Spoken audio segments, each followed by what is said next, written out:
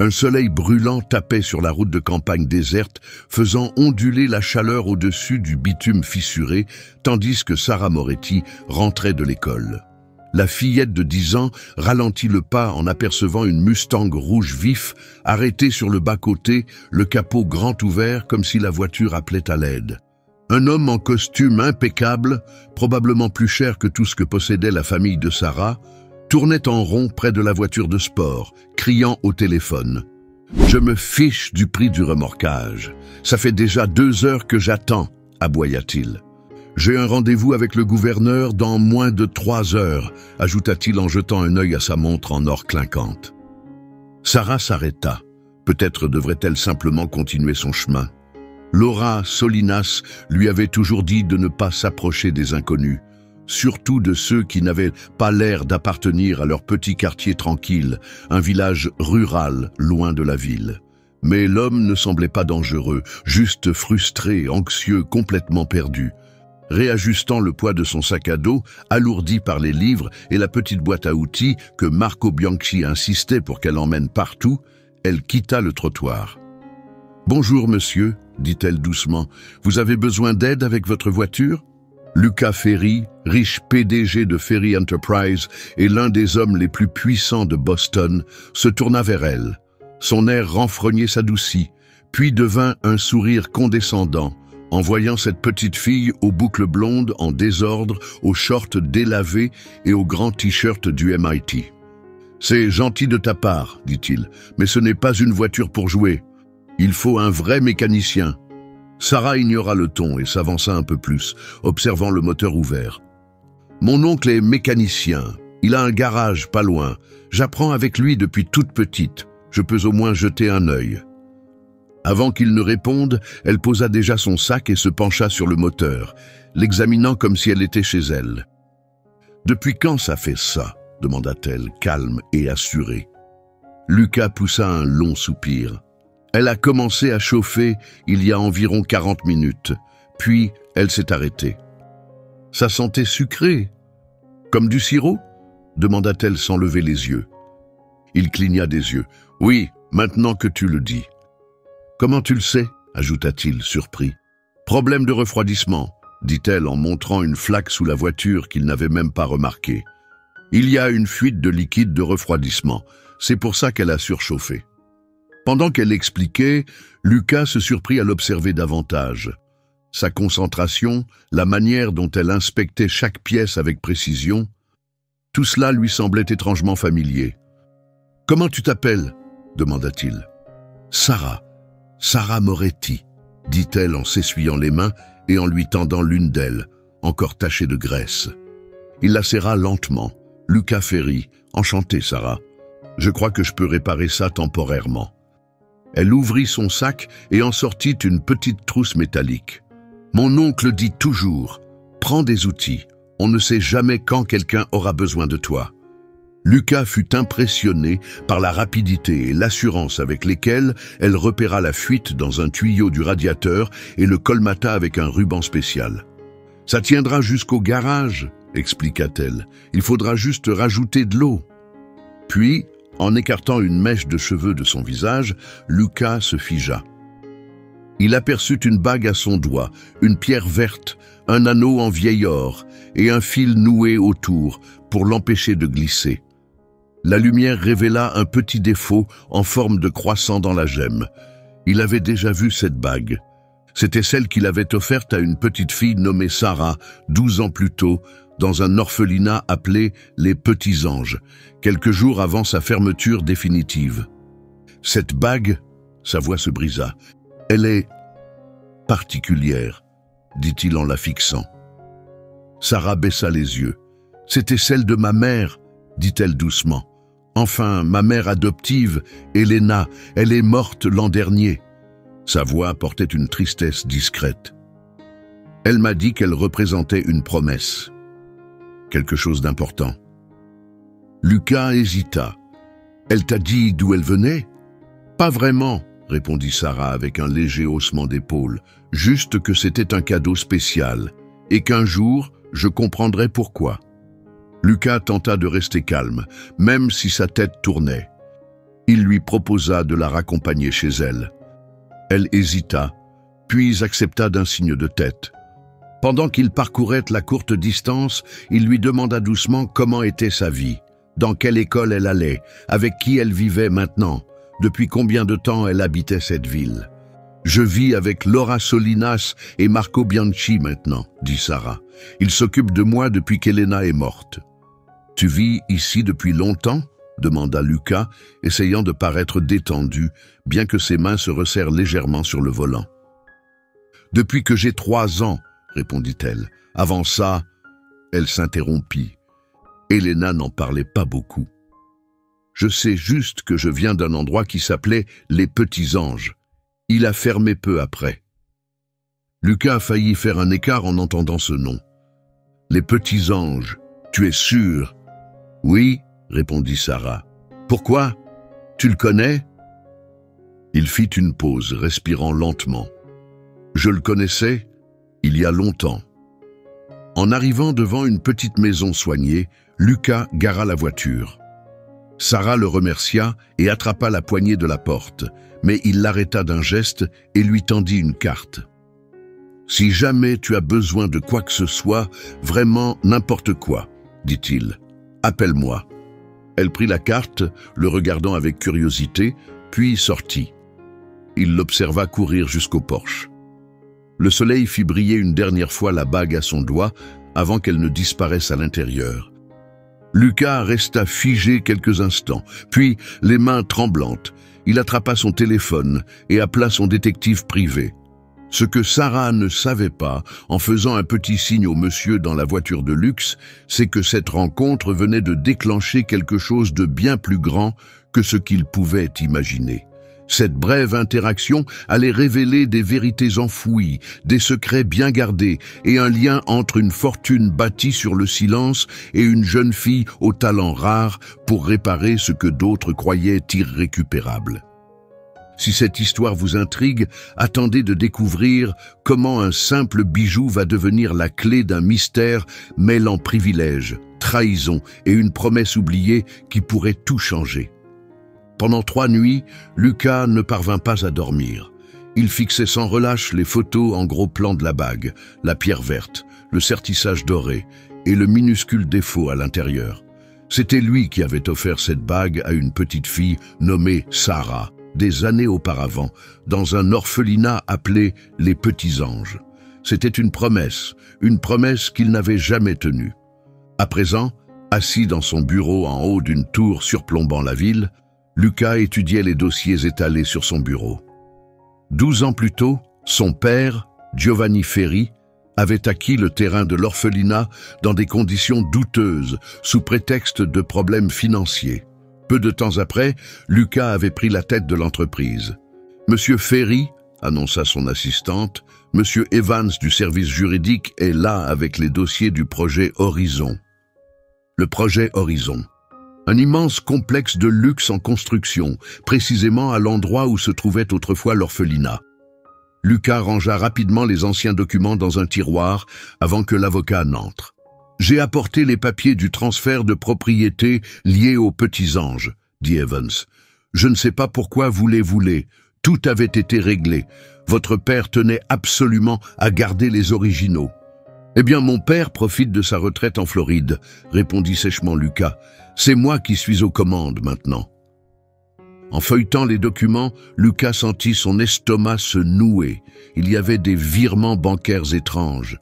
Puis, quelque chose de pire, une liste d'enfants relogés après la fermeture de l'orphelinat. Un nom était surligné en rouge, Sarah Moretti. À côté, cas particulier, contacté GF. C'est alors que De Luca appela. « J'ai trouvé des infos sur Elena Moretti, » dit l'enquêteur. « Elle est morte l'an dernier dans un accident de voiture. Frein défectueux, c'est suspect. »« Et les dossiers d'adoption ?» demanda Luca. « Disparu. C'est comme si Sarah n'avait jamais été enregistrée aux Petits Anges. »« Renseigne-toi sur tous ceux avec qui elle vit maintenant, » ordonna Luca. « Je veux tout savoir. » Pendant ce temps, derrière la maison de son oncle et sa tante, Sarah était dans l'atelier, un endroit qui ressemblait à son petit univers. Les outils étaient rangés avec soin. L'odeur de graisse et d'huile remplissait l'espace. « Tu l'as réparée, cette vieille radio ?» demanda Bianchi en entrant. Sarah sourit fièrement, tenant une grosse radio vintage. « Oui, il fallait juste reconnecter quelques fils. » Bianchi rit doucement et lui tapota la tête avec tendresse. « Tu as un don, ma grande. Je n'ai jamais vu quelqu'un comprendre les machines comme toi. » Elle baissa les yeux vers sa bague. « Tu crois que ma mère serait fière de moi ?»« Elena était fière de toi chaque jour, » dit-il. « Tu étais tout pour elle. » Sarah avait l'air songeuse. « J'ai rencontré un homme riche l'autre jour. Sa voiture est tombée en panne. Je l'ai aidé. Il a vu ma bague et il avait l'air bizarre. » Bianchi se raidit. « Quel homme ?» « Il s'appelait Luca Ferri, » répondit-elle en lui tendant la carte de visite. Le visage de Bianchi devint livide. Solinas, resté dans l'encadrement de la porte, échangea un regard inquiet avec lui. « Sarah, » dit Solinas d'une voix douce mais tendue, « tu te souviens quand on t'a dit qu'on t'expliquerait certaines choses sur Elena quand tu serais plus grande ? Ce moment est arrivé. » Ce soir-là, Sarah découvrit la vérité. Sa mère, Elena, avait travaillé comme infirmière dans l'orphelinat. Quand l'établissement avait soudainement fermé, elle avait emmené Sarah et s'était enfuie. Elles avaient changé de nom, vécu cachées et n'étaient jamais restées longtemps au même endroit. Elle nous a fait promettre de te donner ça seulement si quelqu'un de la famille Ferri te retrouvait, dit Solinas en lui tendant une enveloppe usée. Les mains tremblantes, Sarah déplia la lettre à l'intérieur. « Ma chère Sarah, si tu lis ceci, c'est que quelqu'un a découvert qui tu es. Il y a des choses que tu dois savoir. » De l'autre côté de la ville, Luca répondit à un appel de De Luca. « Monsieur, vous n'êtes pas le seul à poser des questions. Un journaliste, Matteo Russo, enquête sur les petits anges. »« Qu'est-ce qu'il sait ?» demanda Luca. Trop de choses, et il a une théorie. Il pense que votre père a ciblé certains enfants, des enfants avec des capacités particulières. Le lendemain, un SUV noir attendait devant l'école de Sarah. À l'intérieur, 2 hommes en costume observaient la fillette sortir en riant avec ses amis. « C'est bien elle ?»« Ouais, » répondit l'autre. « C'est la fille avec la bague émeraude. » Monsieur Ferri-Père avait donné un ordre urgent. Il voulait voir la fillette immédiatement. Mais de l'autre côté de la rue, caché à la vue de tous, Bianchi les surveillait depuis sa voiture garée. Il sortit son téléphone et composa un numéro qu'Elena lui avait laissé pour les urgences. « Matteo Russo, c'est à propos des petits anges, » dit-il, « et d'une fille avec une bague verte. J'ai les preuves que vous cherchez. » Dans les locaux de Ferri Enterprise, Luca faisait face à son père, Giovanni, qui était revenu d'urgence de Floride.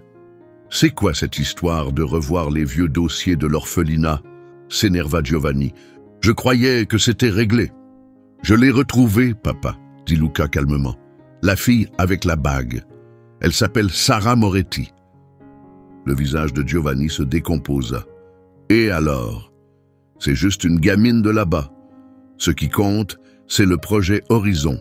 Des milliards sont en jeu. »« Qu'est-ce qu'elle avait de si spécial ?» insista Luca.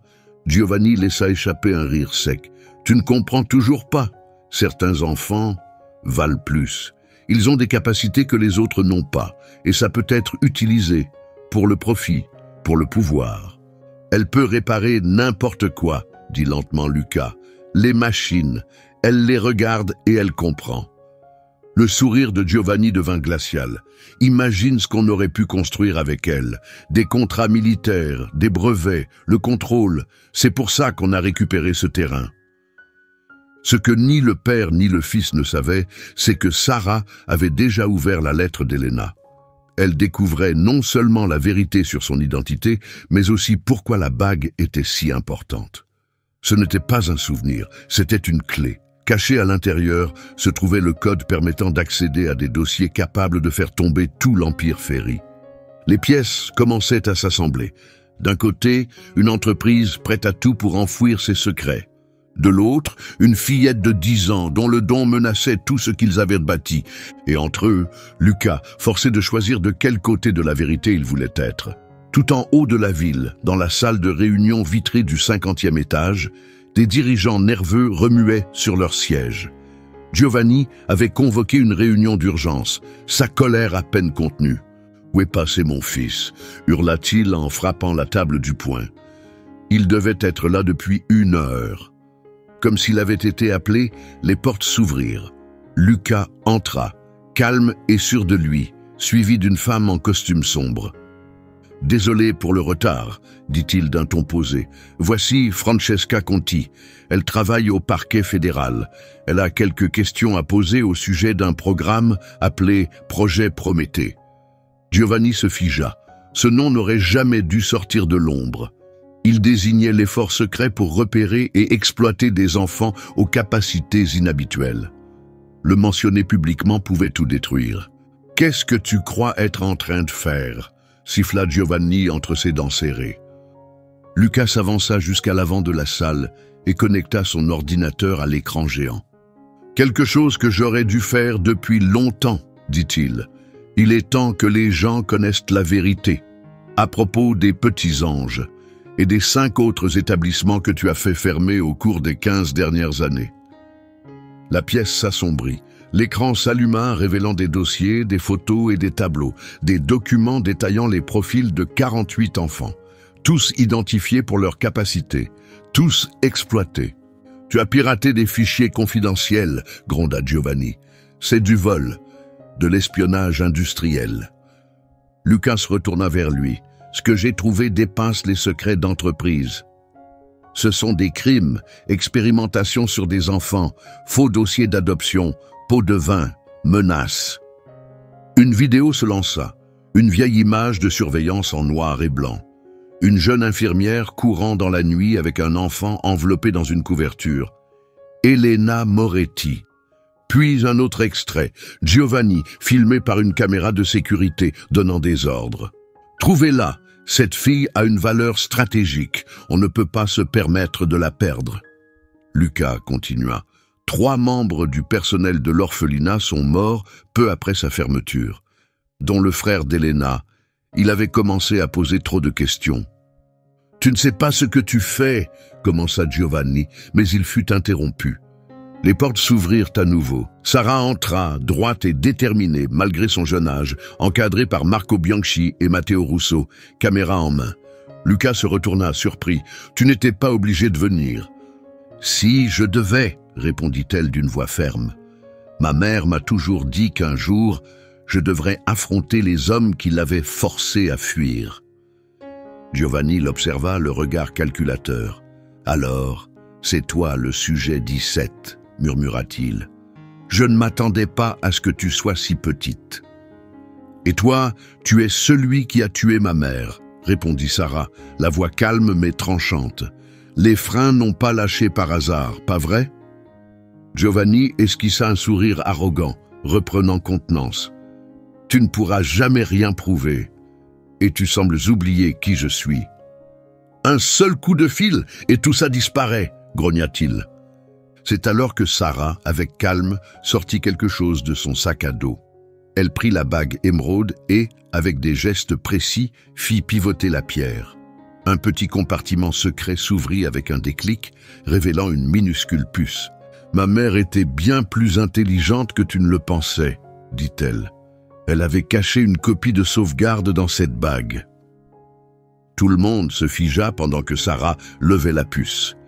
À l'intérieur se trouvent des copies de tous les dossiers des petits anges, y compris tes réunions avec des responsables militaires, des plans pour utiliser des enfants dotés de capacités mentales avancées à des fins stratégiques.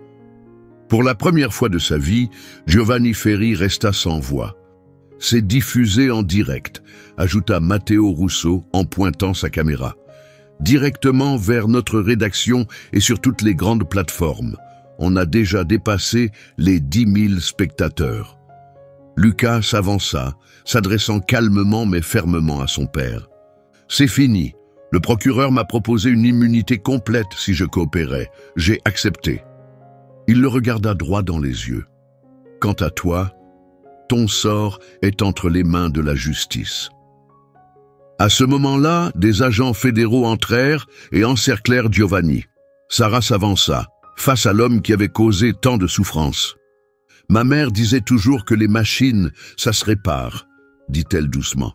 « Mais les gens, ils doivent se réparer eux-mêmes. J'espère que la prison t'en laissera le temps. » Giovanni fut emmené, son empire s'effondrant en direct. Dans les jours qui suivirent, l'entreprise Ferry vit son cours en bourse s'effondrer. La vérité éclata. Essais humains illégaux, adoptions truquées, pots de vin au gouvernement. L'indignation publique fut immense. Lucas observa les conséquences avec un mélange de tristesse et de soulagement. Il avait perdu tout ce que sa famille avait construit, mais il avait retrouvé quelque chose de bien plus précieux, sa conscience. Quelques semaines plus tard, devant le tribunal, Sarah trouva Lucas assis seul sur les marches. « Et maintenant ?» demanda-t-elle. La pierre verte de sa bague brillant au soleil, non plus comme un symbole de silence, mais de vérité révélée. Lucas regarda la ligne d'horizon, les tours bâties sur le secret et l'exploitation. L'une d'elles portait encore le nom Ferry, pour l'instant. « Maintenant, dit-il, on reconstruit. Pas seulement des bâtiments, mais les vies qu'on a blessées. » Ce qu'il ne savait pas encore, c'est jusqu'où cette reconstruction allait s'étendre, non seulement dans leur propre avenir, mais dans celui d'une génération entière. La chute d'un empire corrompu marqua le début de quelque chose de bien plus grand. 5 années passèrent. Désormais âgée de 15 ans, Sarah marchait avec assurance dans les couloirs du tout nouveau centre Moretti pour jeunes inventeurs, un immense établissement construit sur les terres où se trouvaient autrefois les petits anges. Il abritait des laboratoires, des salles de classe et des espaces de travail pour de jeunes esprits brillants. Les capteurs dans l'aile posent encore problème, dit-elle aux ingénieurs qui la suivaient, analysant les systèmes avec aisance. Ses yeux repéraient toujours ce que les autres ne voyaient pas. Non loin de là, Lucas, en jean et chemise retroussée, s'entretenait avec des donateurs potentiels. Il avait cédé toute sa fortune pour créer l'initiative Prométhée, un programme destiné à soutenir des enfants talentueux issus de milieux défavorisés. Ce trimestre seulement, nous avons identifié 23 enfants aux compétences incroyables, expliquait Lucas. Chacun d'eux est pris en charge à 100%, sans condition, sans arrière-pensée, avec un soutien total. Sa transformation avait surpris tous ceux qui avaient un jour travaillé sous ses ordres. Celui qui était destiné à hériter d'un héritage souillé consacrait désormais ses journées à réparer les torts et à offrir un véritable avenir aux jeunes talents. Sarah va publier son 3e brevet, déclara fièrement Bianchi, devenu directeur de la division ingénierie du centre. Les meilleures universités se battent déjà pour l'avoir. Dans le hall principal, une exposition retraçait toute l'histoire. Des photos de l'orphelinat, les gros titres du scandale et la une qui avait tout changé. Une adolescente dénonce l'empire Ferry. Pendant ce temps, dans un centre fédéral, Giovanni Ferry était seul dans sa cellule. L'homme qui contrôlait autrefois des milliards n'avait plus rien, plus de pouvoir, plus d'alliés, plus d'avenir. Son nom, jadis redouté, n'était plus que murmuré avec honte. « Il refuse tous les programmes de réinsertion », nota un gardien. « Il croit encore qu'il va sortir un jour. » Mais la flamme dans ses yeux avait disparu, remplacée par l'amertume et l'illusion. Au centre Moretti, la communauté se rassembla pour la toute première cérémonie de remise de diplôme. 12 élèves issus de quartiers en difficulté montèrent sur scène, chacun tenant en main une offre universitaire ou une proposition de poste qualifié. Leur vie avait changé. Trop jeune pour être diplômée, Sarah était pourtant devenue une mentor pour nombre d'entre eux. Lorsqu'elle monta sur scène à son tour, elle se tint droite, fière, la bague verte toujours à la main. « Quand j'avais 10 ans, commença-t-elle, je me suis arrêtée pour aider quelqu'un en panne sur la route. » Elle sourit en faisant tourner la bague entre ses doigts.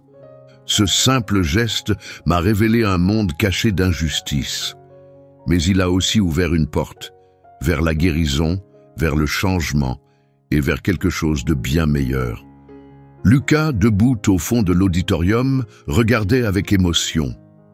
La fille qui avait autrefois fait voler en éclats tout ce qu'il croyait savoir, lui avait, au final, offert bien plus. Un véritable sens à sa vie que l'argent n'aurait jamais pu lui donner. Ma mère adoptive, Elena, me disait souvent que si les machines cassées pouvaient être réparées, les systèmes brisés, eux, devaient être reconstruits depuis la base, poursuivit Sarah. C'est exactement ce qu'on fait ici. On crée du neuf, au lieu de rafistoler l'ancien. Le lendemain, Sarah reçut une lettre inattendue. Elle venait de Vittoria Ferri, la fille de Giovanni, qui s'était éloignée de sa famille après le scandale et travaillait désormais comme procureur fédéral. Nous avons découvert 5 autres orphelinats menant des programmes similaires à celui des Petits Anges, disait la lettre. Grâce à ton témoignage et aux preuves que tu as fournies, nous avons pu retrouver et protéger 37 enfants de plus. Certains d'entre eux ont aussi des capacités particulières. Quand tu te sentiras prête, il serait heureux de te rencontrer. Sarah lut la lettre à voix haute devant Lucas, Marco Bianchi et Laura Solinas. La pièce se remplit d'un sentiment silencieux d'accomplissement. Ce qui avait commencé comme une rencontre imprévue au bord d'une route s'était transformé en une révolution paisible. Une révolution qui avait changé leur vie et commencé à démanteler un système corrompu qui exploitait les plus vulnérables. Tu sais ce qui est ironique, dit Luca, Giovanni a toujours voulu laisser un héritage, et il l'a fait, mais pas celui qu'il espérait. Sarah jeta un regard à la fenêtre où des enfants couraient et riaient dans le jardin, enfin libre du contrôle qui avait presque dicté son propre destin. Le vrai pouvoir ne réside pas dans les immeubles ou les comptes bancaires, dit-elle. Il vit dans l'impact qu'on a sur la vie des autres. Ce soir-là, alors que le soleil se couchait derrière le centre Moretti, une nouvelle enseigne fut dévoilée à l'entrée. Chaque talent mérite une chance de s'épanouir. Chaque enfant a le droit d'être libre. Ce n'était pas juste un message, c'était une promesse. Un engagement envers un avenir guidé par la compassion, construit sur les ruines d'un passé qu'ils avaient choisi de laisser derrière eux. Si cette histoire de justice, de courage et de transformation vous a touché, n'oubliez pas de vous abonner à la chaîne pour découvrir d'autres récits vrais montrant comment de simples actes de bravoure peuvent ébranler des systèmes entiers et comment la vraie justice ne se limite pas à punir les fautes, mais à créer quelque chose de bien meilleur à leur place.